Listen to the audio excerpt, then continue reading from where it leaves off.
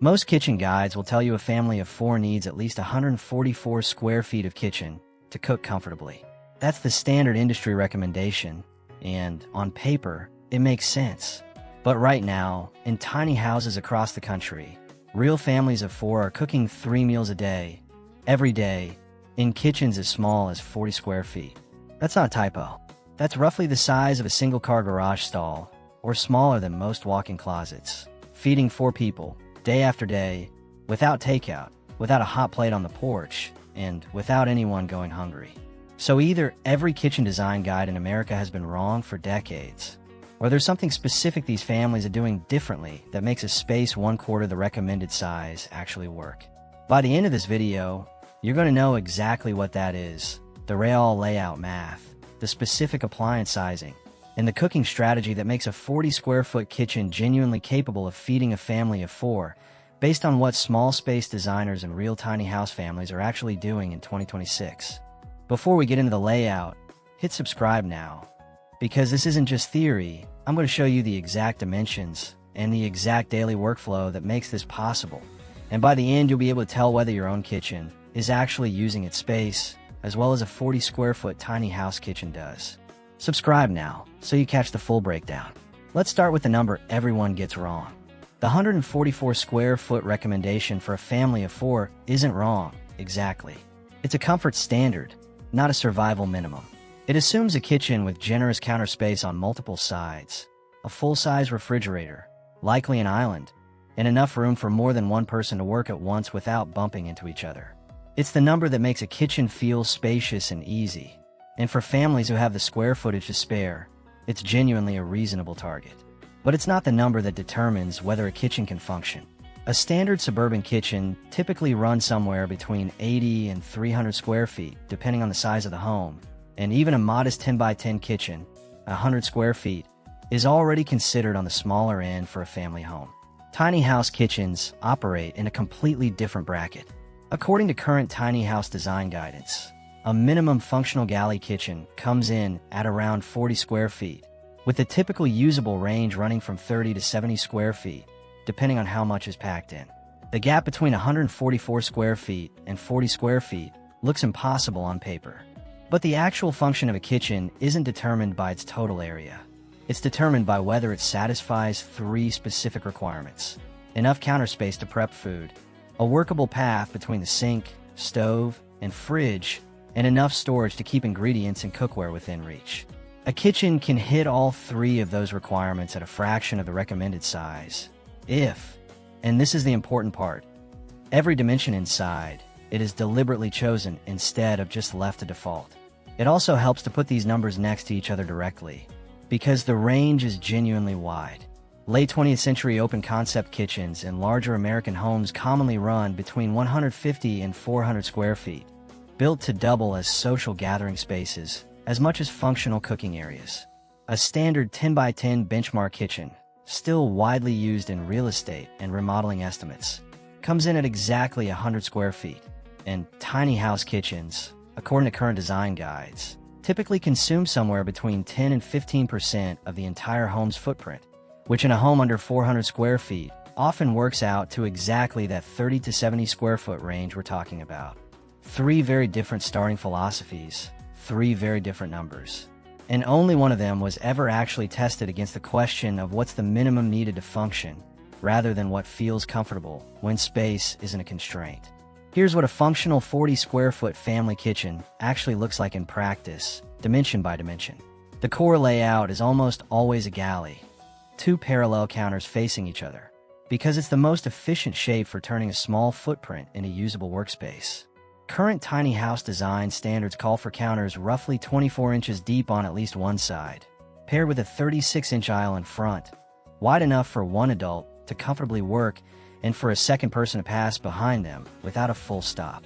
At the higher end of that 30 to 70 square foot range, the 40 to 60 square foot bracket that most family-sized tiny house kitchens land in, the layout typically includes an 8 to 10 foot counter run or a full L shape, a genuine full-size sink rather than a compromise basin, a fridge in the 24 to 30 inch range, an 18 to 24 inch oven or combination microwave convection unit, and 2 to 3 feet of genuinely clear prep space. That's not a stripped-down kitchen. That's a real, complete kitchen, just built at a scale most people have never had to consider. The appliance sizing is where a lot of the space savings actually come from, and it's worth being specific about it. Most tiny house refrigerators run between 3 and 10 cubic feet, compared to the 18 to 25 cubic feet of a standard suburban fridge. For a family of 4, that means shifting from stock-up, once-a-week shopping pattern toward a more frequent, smaller batch grocery rhythm, which sounds like a downside until you consider that it's also how most of the rest of the world outside the United States has grocery shopped for decades, in cities where big single-family kitchens were never the norm to begin with. Ranges follow the same logic. A standard 30-inch range is often oversized for what a compact kitchen actually needs. A 20 to 24-inch range still gives you 4 burners and a full oven, just built to a footprint that leaves meaningfully more counter space on either side. And for a family of 4, working burners is genuinely the number that matters most, not the 6 or 8 burners a much larger range might offer. Kitchen designers have used something called the work triangle for decades. The idea that the sink, the stove, and the refrigerator should form a triangle with each leg somewhere between 4 and 9 feet, close enough to move between quickly, far apart enough that you're not constantly colliding with yourself while cooking. In a large kitchen, that triangle can sprawl across a big room, which sounds nice until you actually time how many steps it takes to get from the fridge to the stove and back, 10 times, while cooking a real meal. In a 40 square foot galley kitchen, that same triangle often shrinks down to legs of just 3 or 4 feet each. And, counterintuitively, that's not a compromise. It's often more efficient than a larger kitchen, because every single motion during meal prep costs less time and less physical distance. Professional line cooks in restaurant kitchens have understood this for years. The tightest, most efficient stations are almost always small, deliberately arranged spaces, not sprawling ones. For a family of 4 specifically, this tight triangle matters even more, because it means one parent can realistically handle the entire cooking process, prep, cook, plate, without needing to travel far enough to lose track of what's on the stove, all while kids or a second adult move through the same small footprint without a genuine collision risk. Because the working zone is so compact that everyone naturally routes around it rather than through it. This is also why so many of the layout principles behind a functional 40 square foot kitchen borrow directly from professional restaurant design rather than typical residential design. A restaurant line cook station is often only a few feet wide, everything within arm's reach, because efficiency during a busy service depends entirely on minimizing wasted motion. Residential kitchens have historically never had to think this way, because space was rarely the limiting factor. Tiny house kitchens, by necessity, end up re-deriving a lot of the same spacing logic that commercial kitchen designers have refined for decades. Not because tiny house builders studied restaurant design specifically, but because any sufficiently space-constrained cooking environment tends to converge on the same efficient answers. Layout and appliances get you a kitchen that can physically function, but feeding a family of 4 every single day out of 40 square feet also comes down to how you cook, not just where you cook. The families who make this work consistently share a few habits. They batch cook, using the full capacity of a smaller oven or a multi-function combination appliance to prepare larger portions at once, then storing meals in the compact fridge and freezer space rather than trying to cook fresh, from scratch, every single meal, 3 times a day. They rely on one-pot and one-pan meals far more than a big kitchen household typically would, specifically because cleanup and counter space are the 2 most constrained resources in a small kitchen, and a meal that dirties 1 pan instead of 4 pots and a mixing bowl is simply the more sustainable daily habit. They also plan the fridge itself the way a small business plans inventory, buying in a tighter, more frequent rhythm rather than stockpiling, treating the smaller fridge capacity as a feature that reduces food waste rather than purely a limitation. And they lean hard into the vertical and hidden storage techniques that make a compact kitchen actually livable long-term. Floor-to-ceiling cabinets, corner carousels, toe-kick drawers, and multi-level pull-outs.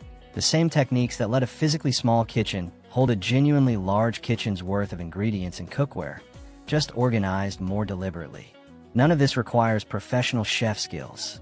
It requires a shift in default habits. The same shift, functionally, that apartment dwellers in dense cities around the world have made for generations, in kitchens that were never built with a 144 square foot American standard in mind to begin with. There's also a scheduling habit that matters more than most people expect, staggering who's in the kitchen and when. In a large kitchen, a family of 4 might all be in a room at once without any real friction, because there's enough space to absorb 4 people moving independently. In a 40 square foot galley, families that make this work tend to naturally fall into a rhythm where one person owns the active cooking window while everyone else's kitchen tasks, packing lunches, grabbing snacks, loading the dishwasher, happen just before or just after, rather than simultaneously. It's a small adjustment, but it's the same principle restaurant kitchens use with staggered stations, and it removes almost all of the friction that people assume a tiny kitchen would create for a busy family. To be fair to the original number, there is a real point where a kitchen becomes too small to comfortably feed a family of 4, and it's worth being honest about where that line sits. Design guidance is consistent that once you drop below roughly 30 square feet, you're typically looking at a single counter run with a 2-burner cooktop and severely limited prep space. Workable for 1 or 2 people who cook simply, but genuinely difficult to run a full family's worth of daily meals through without real strain. The 40 to 60 square foot range is where family-capable tiny kitchens actually tend to land, and it's not a coincidence that this range shows up repeatedly across tiny house design guides as the practical sweet spot. Enough counter and storage to support real family cooking, without carrying the extra footprint that a suburban standard kitchen assumes is necessary. So the honest answer isn't any kitchen, no matter how small, can feed a family of 4. It's that the useful floor is dramatically lower than most people assume, sitting closer to 40 or 50 square feet than the 144 square feet most guides recommend, as long as the layout, appliances, and daily habits are all deliberately built around that smaller footprint instead of just shrinking a standard kitchen and hoping it still works the same way. So let's bring this back to where we started. 144 square feet is the comfort number. 40 to 60 square feet is the real functional floor, and families are living proof of it every single day, cooking 3 meals for 4 people out of a kitchen smaller than most closets. The difference was never really about space. It was about a tight, deliberate galley layout, appliances sized to the family instead of the American default, a work triangle small enough to actually be efficient, and a handful of daily habits: batch cooking, 1-pan meals, and a fridge run more like a small business than a stockpile, that turn a compact footprint into something that genuinely works day after day.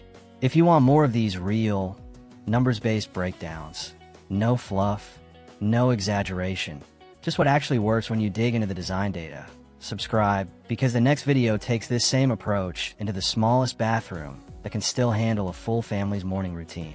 Thanks for watching all the way through. I'll see you in the next one.